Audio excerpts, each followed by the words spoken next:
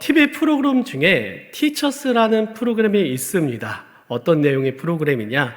영어와 수학을 포기한 학생들을 일명 굉장히 좋은 선생님들, 일타 강사들이라고 불리는 이 선생님들이 이 아이들에게 집중적으로 가르치는 이 프로그램입니다. 여러분 혹시 수포자, 영포자 이런 말 들어보신 적 있으십니까? 혹시 어떤 뜻인지 아시나요? 예, 영어를 포기한 학생을 영포자, 수학을 포기한 학생을 수포자라고 말합니다. 이 프로그램에서 영포자, 수포자 학생들을 선생님들이 집중적으로 몇 달을 가르칩니다. 선생님들은 이 가르친 학생들이 잘 따라올 수 있도록 정말 최선을 다해 붙어서 가르칩니다. 약속된 기간이 끝나면 참 신기한 일이 일어나게 됩니다. 이 영포자, 수포자여갖고 정말 최저 등급에 있던 학생들이 3, 4등급을 오를 때가 있고 더 나아가 1등급까지 오르게 됩니다. 포기했던 과목의 점수가 올라버리는 너무나 믿기 힘든 기적 같은 일들이 일어나게 된 것이죠. 여러분, 신앙생활에 만약 점수를 매긴다면은 우리의 신앙 점수는 과연 몇 점이겠습니까? 이 가운데서는 신앙 점수 1등급의 성도님들도 분명 계실 것입니다. 하지만 저처럼 낮은 등급의 성도님들도 계실 것입니다. 어쩌면요, 이 가운데 내 신앙 점수가 최저 등급인데도 불구하고 당연히 나는 하나님 나라에 들어갈 수 있을 것이라 오해하는 분들도 계실 수 있습니다. 이런 거죠. 낮은 점수의 학생이 나는 무조건 인서울 할 수 있겠지. 이런 막연한 착각을 하는 것과 같은 것입니다. 그런데 여러분, 그런 부족한 우리를 절대로 포기하지 않으시는 한 분이 계십니다. 그분은 매일 속는데도 불구하고 우리에게 기회를 주시는 분이십니다. 다 끝난 것 같은데, 더 이상 일어날 수 없을 것 같은데, 그럼에도 불구하고 그 가운데 소망을 주셔서 일으켜 세워주시는 분이 계십니다. 그분이 누굴까요? 바로 우리 하나님입니다. 내 인생이 마치 새드 엔딩처럼 끝날 것 같은 현실임에도 불구하고 기회를 주어 해피엔딩으로 뒤집어 엎으시는 분이 바로 우리 하나님이십니다. 믿으십니까? 과연 하나님께서는 구체적으로 누구에게 어떻게 기회를 주시는지 오늘 요나 말씀을 통하여서 함께 은혜를 나누고자 합니다. 본문 1절과 2절 말씀 우리가 화면을 보며 함께 읽도록 하겠습니다. 여호와의 말씀이 두 번째로 요나에게 임하니라. 이르시되 너 일어나 저 큰 성읍 니느웨로 가서 내가 내게 명령한 바를 그들에게 선포하라 하신지라. 아멘. 하나님의 말씀이 몇 번째로 임했다고요? 두 번째로 임했습니다. 이 말씀은 요나 1장에 나온 첫 번째에 임했던 그 하나님의 말씀과 동일한 말씀입니다. 어떤 내용이냐? 요나야, 너는 니느웨로 가서 심판을 선포하라. 첫 번째 말씀에 우리가 다 알고 있는 것처럼 요나는 불순종했습니다. 동쪽으로 가라고 했건만 동쪽에 니느웨가 있는 그쪽이 아니라 반대편인 서쪽으로 당시 땅끝으로 여겨졌던 지금의 스페인인 다시스까지 멀리 도망을 가려고 합니다. 다시스로 가는 배를 타기 위해 요빠 항구에 가는데 이게 웬일입니까? 마침 그 시간대에 맞춰서 다시스로 가는 배가 준비되어 있습니다. 아, 이 모든 것이 너무나 잘 풀리는구나. 마치 성공한 것처럼 그 배를 올라타 다시스를 향하게 됩니다. 근데 어떤 일을 만나게 되죠? 폭풍을 만나게 됩니다. 폭풍으로 요나가 탄 배는 굉장히 큰 요동을 치게 됩니다. 배 안에 있던 사람들은 어떻게든 살기 위해 배 안에 있는 짐들을 바다 위로 다 던집니다. 배 안으로 점점 물이 들어옵니다. 살고 싶어서 그 물을 밖으로 열심히 퍼내어 갑니다. 그런데 이때 요나는 무엇을 하고 있었습니까? 배 깊은 곳에서 잠들어 있었습니다. 생명의 위기 앞에서 다들 요동치고 정말 할 수 있는 말을 최선을 다했던 그 시기 때 요나는 그 위기마저도 느끼지 못하고 잠을 자고 있었습니다. 그만큼 육적으로나 영적으로나 굉장히 둔해진 요나입니다. 마침 선장이 배 밑에 자고 있던 요나를 발견하고 요나를 흔들어 깨웁니다. 일어나십시오, 일어나십시오. 요나가 간신히 일어나 봅니다. 그리고 선장이 이 요나에게 이렇게 말합니다. 지금 당장 당신이 믿는 신, 당신의 하나님께 왜 기도를 안 하고 있습니까? 하나님을 모르는 선장이 하나님의 사람 선지자 요나에게 도리어 당신 기도 안 하고 있습니까? 이렇게 뭐라 하는 상황이 온 것입니다. 이런 거죠. 교회 안 다니는 친구가 교회 다니는 친구한테 교회 안 다니는 그 친구를 보면서 야, 너 왜 교회 안 가? 이렇게 꾸짖는 상황입니다. 어찌 보면은요, 교회 다니는 사람으로서 굉장히 부끄러운 상황이죠. 아무리 해도 성난 파도가 잠잠해지지가 않습니다. 배에 있던 사람들은 무슨 원인이 있을 것이야. 그 원인을 알기 위해, 누구에게 그 원인이 있는지 알기 위해 다 같이 모여 제비를 뽑습니다. 그 제비를 누가 뽑게 되죠? 요나가 뽑게 됩니다. 요나가 그 제비를 뽑자마자 그제서야 사람들에게 자신의 죄를 고백하게 됩니다. 여러분, 실은 저 때문입니다. 제가 섬기는 하나님의 얼굴을 피하여 제가 하나님이 가라는 곳 정반대 방향으로 가고 있었습니다. 다 제 탓입니다. 저를 이제 바다 위로 던진다면은 이 바다는 조용해질 것입니다.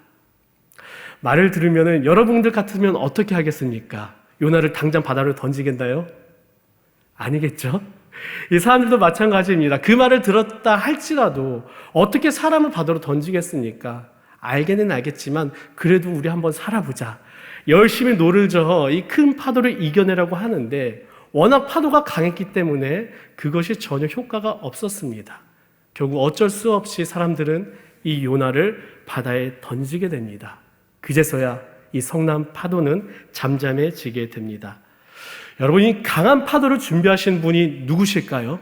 바로 하나님입니다. 그런데 하나님께서 준비하신 것은 이 강한 파도뿐만이 아니었습니다. 큰 물고기 또한 하나님께서 준비하셨습니다. 요나가 바다로 뛰어들자 그 요나를 삼킨 큰 물고기는 3일이 지난 후에 이 요나를 육지에 토해냅니다. 물고기의 뱃속 안에서 굉장한 어둠과 심지어 죽음의 위기를 경험한 요나에게 하나님께서는 다시 이렇게 말씀하십니다. 오늘 말씀이죠. 니느웨로 가라. 가서 심판을 전하여라. 시편 119편 67절을 보면요, 이런 말씀이 있는데요. 함께 화면을 보면서 읽어보도록 하겠습니다. 고난당하기 전에는 내가 그릇 행하였더니 이제는 주의 말씀을 지키나이다. 아멘. 여러분, 물고기 뱃속 안에 있는 그 고통 겪어보신 적 있으십니까? 예, 저도 아직까지는 없는데요. 물고기 뱃속에서 얼마나 캄캄했겠습니까? 먹을 것도 없었었고요. 심지어 그 냄새는 얼마나 지독했겠습니까? 그 안에서 고통을 경험한 요나는 이제서야 하나님의 말씀을 따라 순종하여 니느웨로 가게 됩니다. 고난 전이나 고난 후나 하나님께서 하시는 요나에게 하시는 그 말씀은 동일했습니다. 그런데 이 고난으로 바뀐 것은 바로 요나의 행동이었습니다. 고난 때문에 불순종했던 요나가 이제는 순종하게 됩니다. 여러분, 하나님께서 우리를 인도해 주시는 목자가 되어 주십니다. 믿으시나요? 양이 있는데 목자가 알려준 대로 길을 가면은요, 목자는 양을 보고만 있습니다. 그런데 이 양이 가는 길 그 앞에 낭떠러지가 있습니다. 양이 목자가 가라는 길로 안 가고 그 길로 향하고 가고 있습니다. 그렇다면 목자는 어떻게 반응하게 될까요? 막대기를 사용하여서 어떻게 해서라도 그 양을 안전한 길로 인도할 것입니다. 하나님께서는 요나를 순종하게 하기 위해서 폭풍과 물고기를 사용하십니다. 요나가 순종하지 못했기 때문에 유일한 방법, 이 고난을 하나님께서는 사용하신 것입니다. 물고기 안에서의 3일의 고난이 아니면은 이 요나가 결코 순종하지 않는 것을 알기 때문에 하나님께서는 어찌 본다면 그토록 죽음을 감수해야 할 큰 고난을 사용하셔서 요나에게 기회를 다시 한번 주신 것입니다. 여러분, 목자 되신 하나님께서 우리가 안전한 인생의 길에서 벗어나려고 할 때에 우리를 구경만 하실까요? 죄송하지만 아닙니다. 목자 되신 하나님께서 우리가 안전한 인생의 길에서 벗어나려고 할 때에 하나님께서는 고난의 막대기를 사용하셔서 우리에게 다시 살아날 기회를 주신다는 것입니다. 그런데 이때 우리가 오해하지 말아야 할 것이 있는데, 그렇다고 이 기회가 무제한으로 있다는 것은 절대 아닙니다. 다 하나님의 때가 있는데 그 때에 맞게 하나님께서는 우리에게 기회를 주신다는 것입니다. 그렇다면 우리에게는 언제가 바로 하나님의 때일까요? 반복되는 오늘 이 시간이 하나님께서 우리를 살리기 위해 주신 때입니다. 믿으십니까? 이 기회는 영원하지 않습니다. 혹시 지금 내 삶이 마치 요나가 큰 파도를 만났던 것처럼 폭풍 가운데 있는 성도님들이 계십니까? 그렇다면 지금은 우리가 가지고 있는 힘을 빼야 할 때입니다. 힘을 빼고 잠잠히 하나님의 음성에 귀를 기울여 우리에게 주시는 그 역전의 기회를 순종으로 잡으시길 간절히 바랍니다. 하나님께서는 요나뿐만 아니라 니느웨에게도 기회를 주십니다. 니느웨가 어떤 나라이냐? 그동안 정말 이스라엘을 끈질기게 힘들게 했던 그 원수 같은 나라, 그 나라가 바로 이 아수르인데, 아수르의 수도가 바로 이 니느웨입니다. 요나가 니느웨에 가서 이렇게 외칩니다. 본문 4절 말씀 함께 읽어보도록 하겠습니다. 요나가 그 성읍에 들어가서 하루 동안 다니며 외쳐 이르되 40일이 지나면 니느웨가 무너지리라 하였더니, 아멘.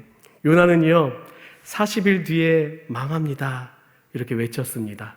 당장 망한다고 하지 않았습니다. 하나님께서는 이 니느웨 백성들에게 회개할 시간 40일, 즉 기회를 주신 것입니다.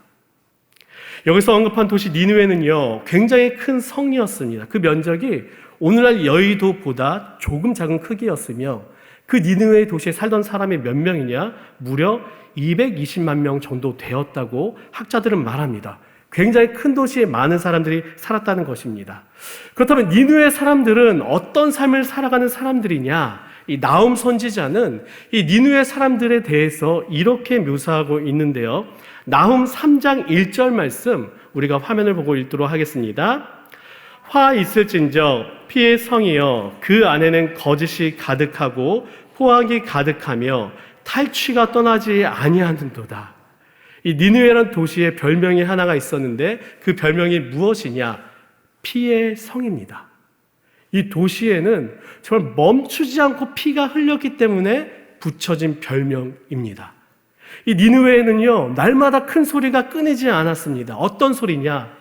음탕한 행위가 오가는 소리, 서로 싸우면서 주먹질을 하면서 피를 흘리게 하는 소리, 심지어 시체들과 시체들에 걸려 넘어지는 사람들의 소리, 이처럼 도저히 용서받을 수 없던 사람들이 모인 도시, 그곳이 바로 피의 성 니느웨였습니다. 이런 큰 도시, 거친 사람들이 모여있는 그 도시 한복판에 들어가 요나가 이렇게 말한 것입니다. 당신들 정신 차리지 않으면 다 죽습니다. 물고기 뱃속에서 나온 요나, 옷은 너덜너덜해져 있었을 것입니다. 냄새는 어떤 냄새가 났을까요? 마치 젓갈 비슷한 정말 맡기 힘든 짠내가 요나에게 가득했을 것입니다. 어찌 보면은 거지와 같은 모습으로 마치 조직폭력배들 떼거지로 몰려있는 그 중간을 가서 여러분 40일이 지나면 이 성이 무너집니다 이렇게 외친 것입니다. 과연 이 사람들은 어떻게 반응하게 될까요? 그 누구도 예상치 못한, 심지어 요나마저도 예상치 못한 신기한 일이 일어나게 됩니다. 요나 3장 5절과 6절 말씀인데요. 함께 화면을 보며 읽도록 하겠습니다. 요나가 선포할 때 일어난 일입니다. 함께 읽겠습니다. 니느웨 사람들이 하나님을 믿고 금식을 선포하고 높고 낮은 자를 막론하고 굵은 배 옷을 입은지라. 그 일이 니느웨 왕에게 들림에 왕이 보좌에서 일어나 왕복을 벗고 굵은 배 옷을 입고 제 위에 앉으니라. 아멘. 어찌 보면 거지와 같은 사람이 외친 그 말 한마디에 큰 도시 니느웨의 많은 사람들이 회개하기 시작합니다. 그 말을 듣고 갑자기 먹는 음식을 끊으며 눈물을 흘립니다. 지위 상관없이 심지어 왕마저도 베옷을 입고 하나님 앞에 엎드리게 되는 말이 안 되는 일이 일어나게 됩니다. 그리고 그 가운데 왕이 금식을 선포하며 회개를 선언합니다. 심지어 기르던 가축마저도 먹을 것을 주지 말고 다 같이 하나님 앞에 엎드리자. 이스라엘이 아닙니다. 피해성 니느웨에 일어난 일입니다. 말도 안 되는 일이 지금 일어난 것입니다. 여러분, 하나님께서는 이렇게 말이 안 되는 일을 일으키실 수 있는 분이십니다. 너무나 말도 안 되는 불가능한 일을 가능케 하는 분이 바로 우리가 믿는 하나님, 우리가 아버지라고 사랑을 고백하는 그 하나님이십니다. 하나님께서 이 세상을 창조하셨다는 게 말이 되는 일입니까? 동침을 하지 않은 그 여인 마리아가 아기를 낳았다는 게 말이 되는 일입니까? 예수님이 죽었다가 죽은 사람이 다시 살아나는 것이 말이 되는 일입니까? 2000년 전에 승천하신 예수님인데 그 예수님께서 다시 이 땅에 내려오신다는 것이 말이 되는 일입니까? 나 같은 죄인이 죄사함을 받고 구원을 받는다는 것이 말이 되는 일입니까? 이런 말도 안 되는 일을 일으키시는 분이 바로 하나님이십니다. 그러니 여러분, 나의 생각으로, 인간의 생각으로 그 하나님께서 하시는 능력과 일들을 제한하지 마시길 간절히 바랍니다. 우리의 생각을 버리시고 내 삶에 하나님께서 하실 그 말도 안 되는 일들을 기대하시길 바랍니다. 요나와 이스라엘은요, 하나님을 제안했습니다. 우리만, 이스라엘만 구원받을 수 있어. 이방인들, 니느웨 사람들은 말도 안 돼. 하지만 하나님께서는 그런 요나에게 니느웨의 구원을 보여주시며 앞으로 예수님을 통하여 이루실 이방인에 대한 구원까지 보여주십니다. 여러분, 혹시 살아가면서 우리 마음 가운데 지질이 마음이 안 가는 분들이 있으십니까? 생각만 하면은 하기 싫고, 길 가다가 마주치면 피하고 싶고, 마치 원수 같은 사람들이 있으십니까? 그런데 어떡하죠? 우리 하나님은 그 원수 같은 사람, 내가 너무나 싫어해서 생각조차 하기 그 사람조차도 회개하며 돌아오길 원하십니다. 우리에게 주님을 알게 하시고 우리를 구원하시고 지금 이 자리에 세우신 데에는 그 하나님의 구원, 이방인, 원수와 같은 사람들을 구해야 하는 사명 또한 우리에게 있다는 것을 잊지 않길 바랍니다. 그러니 부디 우리를 통하여 하나님의 일들이 제한되지 않고 이루어지는 은혜가 우리의 삶 가운데, 우리 공동체 가운데 있길 간절히 바랍니다. 이어서 본문 10절 말씀 함께 읽도록 하겠습니다. 10절입니다. 하나님이 그들이 행한 것, 곧 그 악한 길에서 돌이켜 떠난 것을 보시고 하나님의 뜻을 돌이키사 그들에게 내리리라고 말씀하신 재앙을 내리지 아니하시니라. 아멘. 하나님께서는 니느웨의 사람들이 금식하며 울며 기도하며 결국 그들의 지금까지 해왔던 그 악한 길에서 떠난 것을 보셨습니다. 그리고 이제 재앙을 거두시고 니느웨의 은혜를 베풀어 주셨습니다. 우리가 읽었던 본문 10절의 말씀은 먼저는 니느웨를 향한 하나님의 메시지이며 나아가 이스라엘에 속한 그 메시지이며 더 나아가 오늘 우리를 향하신 하나님의 메시지입니다. 당시 북이스라엘은 여로보암 2세의 전성기였습니다. 그때가 어느 정도 이 번화의 시기였냐, 마치 솔로몬의 시대와 비슷하다라고 말할 정도로 굉장히 큰 풍요를 누렸던 시대입니다. 근데 반면 영적으로는 그 어느 때보다 어두워졌던 시기가 바로 오늘 말씀의 시기입니다. 너나 할 것 없이 그저 겉모습만 이스라엘이며 하나님의 백성이었을 뿐 그들의 삶은 하나님을 잊어버린 지, 하나님께서 멀어진 지 너무나 오래였습니다. 육체적 정욕, 안목의 정욕, 이생의 자랑에 너무나 깊이 빠져서 이스라엘에게 하나님은, 그들의 삶에서 하나님은 전혀 찾을 수가 없는 상태였습니다. 그런 그들에게 하나님께서는 이 니느웨의 샘플을 보여주시면서 이렇게 선포하십니다. 회개하고 악한 길에서 돌아서라. 이스라엘에게 마지막 기회를 주신 것입니다. 그리고 이 메시지는 하나님을 믿는다며 교회 공동체로 모였지만 여전히 하나님의 음성을 멀리하며 하나님을 높이는 것보다 내 삶을 높이기에 집중하며 살고 있는 오늘 이 교회에게, 오늘 우리에게 주시는 경고의 메시지이며 마지막 기회입니다.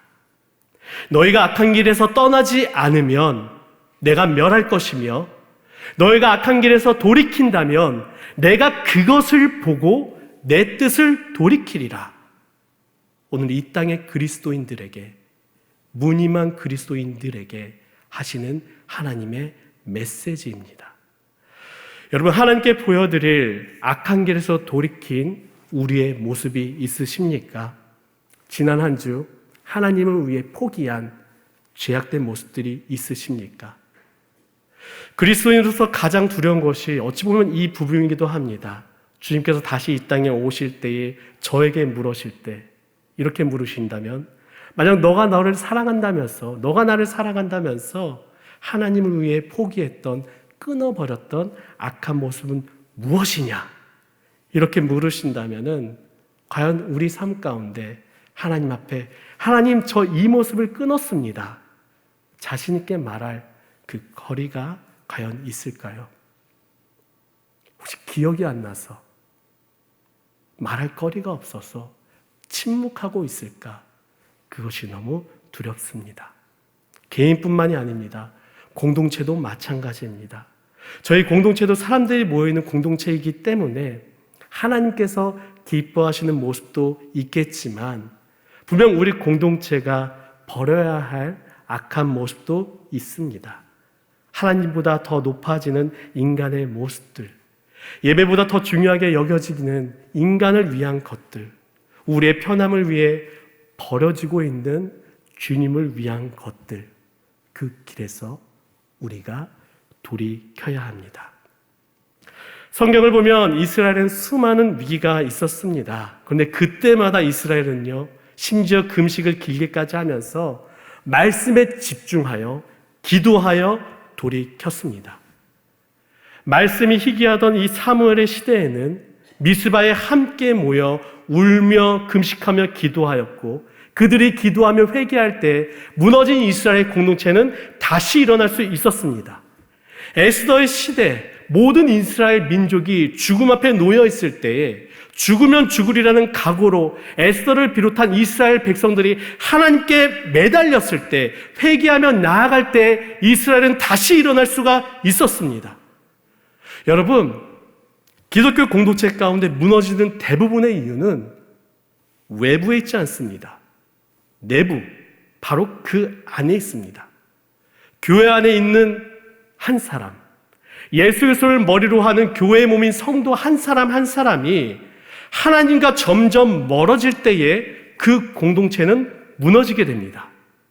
그러니 여러분, 우리 공동체를 위해서, 더 나아가 이 나라를 위해서 다시 한번 말씀으로, 다시 한번 기도로 하나님께 집중하게 간절히 바랍니다. 내 삶 가운데 만약 주님을 위한 것이 아니라면은 나무에 가지를 치는 것처럼 이제는 단호하게 잘라내고 끊으셔야 합니다. 나 한 사람이 다시 하나님께 집중하며 회개하며 나아갈 때에 무미건조한 내 삶이 다시 일어날 수 있으며 그들의 모여있는 공동체가 다시 일어날 수 있으며, 그러한 기독교 공동체가 이 나라에 충만하게 뻗쳐나갈 때에 이 나라가 다시 일어날 수 있다는 것입니다. 마지막으로 성경 구절 하나를 함께 읽도록 하겠습니다. 역대하 7장 14절 말씀입니다. 함께 읽겠습니다. 내 이름으로 일컫는 내 백성이 그들의 악한 길에서 떠나 스스로 낮추고 기도하여 내 얼굴을 찾으면 내가 하늘에서 듣고 그들의 죄를 사하고 그들의 땅을 고칠지라. 아멘.